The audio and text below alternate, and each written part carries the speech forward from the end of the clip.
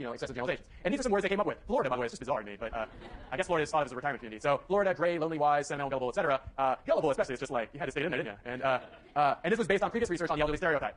So these are the words that they picked, and they will now use these to prime you. Then, in the other condition, where you're not being primed with the stereotype of the elderly, these words were the ones you're primed with: thirsty, clean, private. That's starting to suggest something to me, but I can't put my finger on what it is.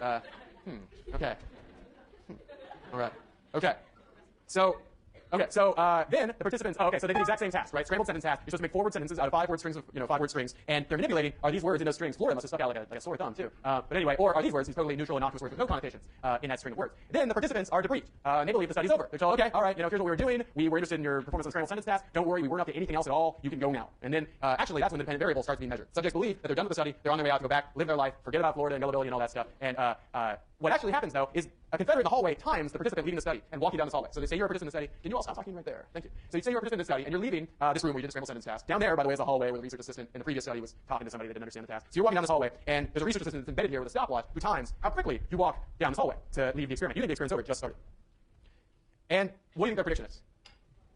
Exactly. If you're primed with the concept of the elderly, you're going to walk slower, because that's one aspect of the stereotype of the elderly, not one that they listed in their prime words. They specifically didn't list it. So if they get this, it's going to be kind of amazing. Okay, so what they found is the number of seconds it took people to walk down this hallway, must have been a long hallway, and when they're primed with the elderly, it takes them 8.3 seconds or so to walk down the hallway. In the neutral prime condition, it took 7.3 seconds. This may not seem like a big difference, but this is statistically significant, like within like 30 subjects, and is, well, what is that? It's like a 12 or so % change in actual speed walking. That's not insignificant. That's not insignificant. Which I apparently decided to write on the script. Okay. And again, they asked people, did you think that the scrambled sentence task you filled out had some influence on how quickly you walked when you left, the study? And people were like, get the hell out of here. What are you talking about? That makes no sense. And they said, no, seriously. And they were like, no, doesn't make sense. Okay. So that's the result of this study. I love this study. I think it's amazing. And then they conducted study 2B. How many of you have read this paper already? I guess you kind of all have to raise your hands, right? Okay, all right. So, great. Thank you. Thank you for all pretending. Yes. Or no, not that you're all pretending. I apologize. Not many people can raise their hands, so clearly not pretending. Okay, so they reran the study, and they found the exact same results. They reran the study, 8.2 seconds, 7.2 seconds. I've never seen this in a social psychology paper before, where they reran the exact same study with no changes. You often see in social psychology research where they'll change something that maybe was a weakness of the study. And they'll do a follow-up study where they correct this weakness. Or they'll redo the study in some new setting. It's the same basic idea, but it's a new setting, and they call that a conceptual replication. Where the concept is the same, the setting is different, where they're replicated. You never ever see this, just a straight replication in the same study. So why do you think they did this? Okay, well, I can tell you're all dying to know. So I was too. When I read this paper in my advanced social psychology class when I was at Cornell University, and in graduate school, it was an undergrad class which I took, which was cool. I don't know, it was great. So anyway, so Dennis Regan, the teacher of this class, he was like, I raised my hand and I was like, Professor Regan, why did they run the study again? It doesn't make any sense. And Dennis was like, I'm so glad you asked me that, Rob. I'm so glad. Because apparently something like this happened every year. Somebody would be like, why did they run study 2A again? And he'd be like, I'm so glad you asked me that. Herman, whatever. Yeah. So I was the guy that year, and he's like, I'm so glad you asked me that because I didn't understand either. And the second author on that paper, Mark Chen, took this class before. He was sitting exactly where you are now, Rob, some 10 years ago. And I called him and asked Mark. I was like, why did you run study 2A again? Why did you do this? This doesn't make any sense. And Mark said that the answer was because we didn't believe what we had found. We didn't believe it. We ran study 2A, got those results, and we simply didn't believe ourselves. So in order to convince themselves, they ran study 2B. Do you believe that? Maybe. I'm still kind of surprised they even bothered to run the study if they weren't going to believe the results if they got the thing, but it's a really good story. I like it. So Mark Chen ran the study because he just didn't believe it. Couldn't believe it. Didn't believe it. All right. So study 3 involves Chen and Burroughs. In this task, in this experiment, participants working on very different tasks, working on extremely boring computer tasks. You'll notice it's a common theme, right? The old cognitive dissonance experiments, they make you like screw pegs in quarter turns at a time and then tell, unsuspecting undergraduates what an awesome time you had. That's wrong. We've matured in social psychology. We now do, kinder things. Now you're made to do really boring tasks. You're not made to lie about it, which is nice. So now, what they had was that's bad. I forgot this is what it was. They had to count circles on the screen. There'd be like a bunch of circles put up on the screen, like maybe 37 or something, and you'd have to count them and then indicate odd or even. Just press O or E, and it went on like this forever, for 5 hours. No, I'm just kidding, not that long. But for a really, really, really long time, like 45 minutes or something like that. Just an excruciating task. Odd, even.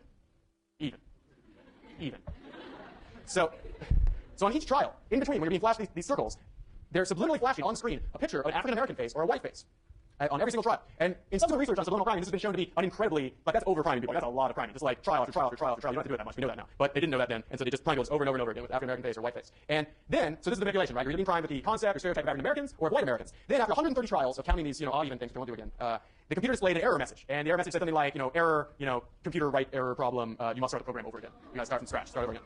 So that's awful. That's a terrible, terrible thing. And you get very, very angry. And the computer also tells you, to go get the experimenter, I guess. Yes, okay. And there's a video camera in the room. And the dependent variables are the following. Like, one, how angry do you react upon, this error message? Do you like slam the computer screen? Do you slap it? Do you hit it? Do you just take it, or do you stand up to it, And they videotape your reaction right at the moment that you get this error message. And then later they had, coders code how angry did you seem to be. And they don't tell these coders what condition you were in. That way they're unaware of condition. And then, okay, so the dependent variables. Hostility of reaction to computer. Hostility of reaction to the experiment. Oh yeah, sorry. They also ask, when the experimenter does come in, when you get the experimenter, you get to talk to him or her, are you really rude to them? Are you really, really pissed off at them? Or are you, not as angry? So basically, how hostile is your reaction to this error message? And what do you think their prediction is? Think about the police officer's dilemma. Think about the research on stereotypes and stereotypes of African Americans in this culture. Fair or not? What do you think their prediction is? Right. They're predicting you'll get more angry if you've been primed with the concept of African Americans, because part of the concept of, or the stereotype of African Americans in this culture, or at least in this culture in 1996, was that African Americans are hostile, or more hostile than whites. So that's what they're thinking, is when you've been primed with the stereotype, you'll think of related thoughts, among them hostility, and they will direct your behavior. You will actually become more hostile. So the results: African American primed participants were more hostile on both measures than white primed participants. All participants were white. I already asked that, so I told you that before you even knew. And or can you even ask that question? Are there any questions about this study? Yes, sir. That seems to be the suggestion, is that when you're primed with stereotypes, you don't just recognize them and use them and employ them in the course of cognition and social perception, like we were talking about in the stereotypes lecture. They also influence your behavior subtly. And one thing that's embedded in this research is a certain model of human cognition that's called the spreading activation model. And the spreading activation model is based on Hebbian learning and the idea that neurons that fire together tend to wire together. Okay, whatever. Okay, so that's confusing. Basically, the spreading activation model of human cognition sort of says your brain has a bunch of neurons that are connected to one another, and when certain ones are activated, other connected ones tend to be activated as well, just to a certain extent. So if you see over and over face of an African American, then it will activate a bunch of related cognitions. So maybe you are aware of media-based associations between African Americans and hostility, and so hostility also gets activated in your brain. So then when you go to enact a behavior, you enact a behavior based on the totality of activated cognitions in your head, and part of those now are hostility. Hostility has been made active, and that influences your behavior. So that's sort of the logic, is you have this spider web of related associations in your head is activated via more or less electricity, and things that are made a little bit more stimulated will direct your behavior, even if it is useless to you, or maybe even bad. Maybe you wouldn't even want to behave more hostilely, but it's influencing your behavior outside awareness. Sir.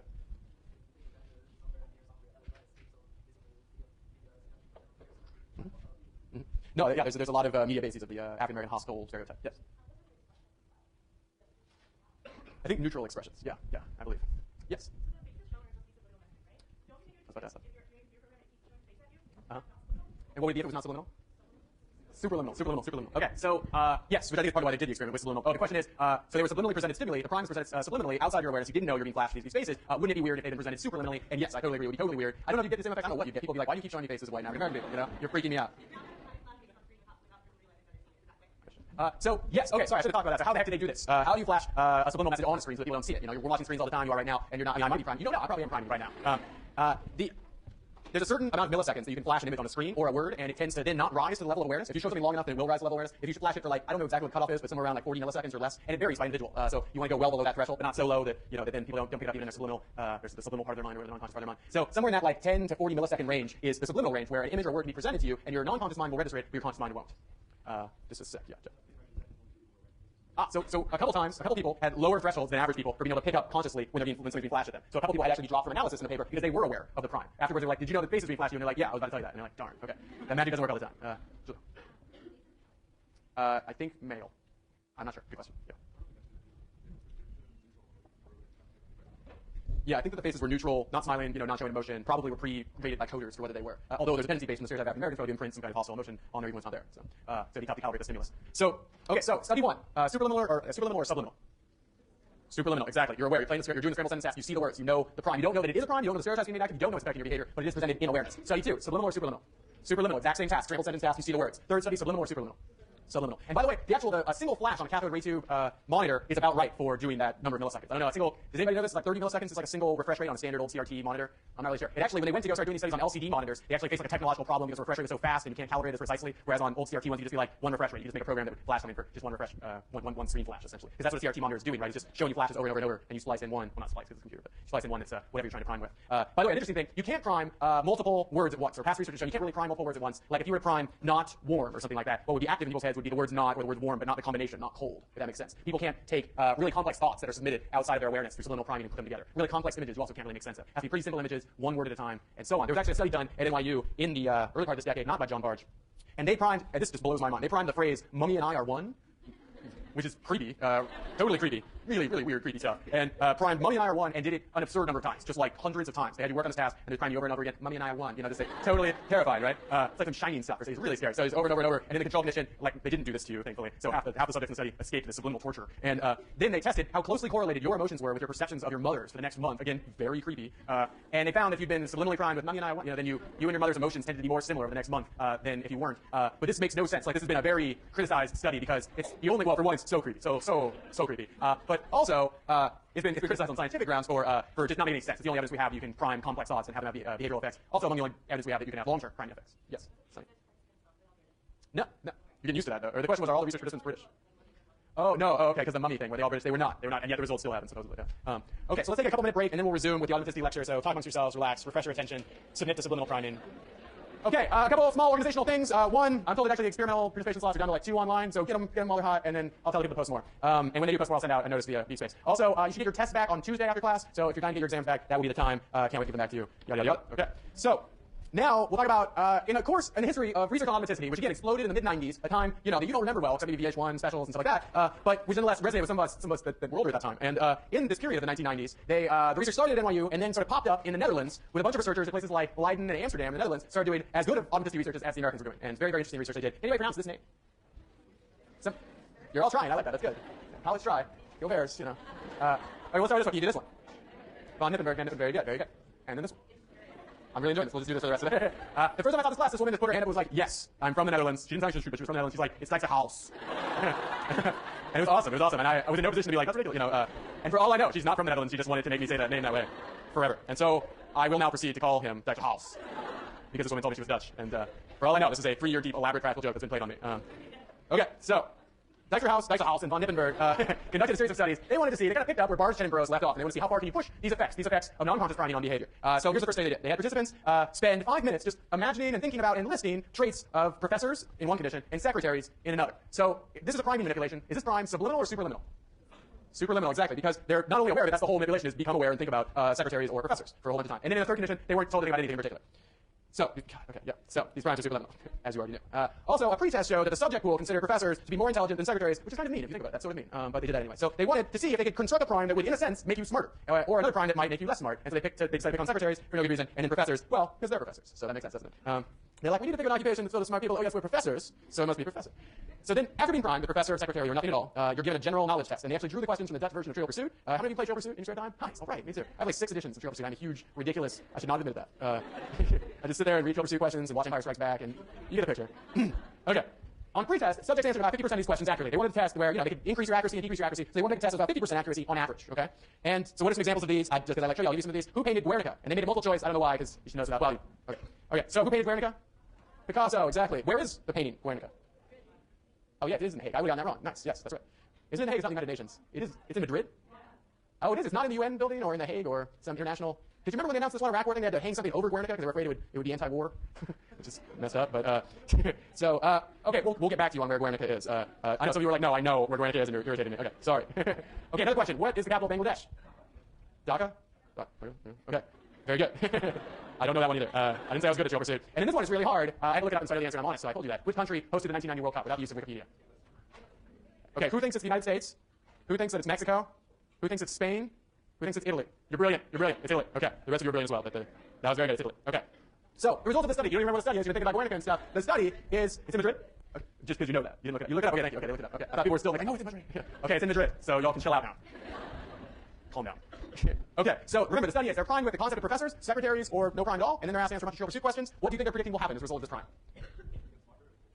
Right. If you get prime professors, you'll somehow get smarter, you'll do better on this test. So what they find? No prime, remember they calibrate these questions to be where people get them right about 50% of the time. So in the no prime condition, they won about 50% right, they got 49.9% right. In the secretary prime condition, this sort of mean-spirited condition where they're thinking about secretaries makes you dumber, they get 46% right, which wasn't significantly lower. It's a little bit, qualitatively lower, but it's not statistically significant. Then in the professor prime condition, people actually get more Trivial Pursuit questions right. They actually answer 60% right instead of 50%, which is just the edge you need in Trivial Pursuit, I guarantee you. That 10% edge, that'd be enough. For what? I don't know. And the effects seem to be wearing off in later questions. So there was this tendency for the prime to have a pretty big effect at first and then kind of wear off. Yes, sir. I am a professor, so it doesn't work. Like I'm always thinking like a professor. So, oh, that's a good idea. Actually, in follow-up, okay, so do I think of a famous social psychologist? I would, but a lot of them are from the place we're trying to talk about, and that would just depress and upset me, and they'd be angry and throw me off my game.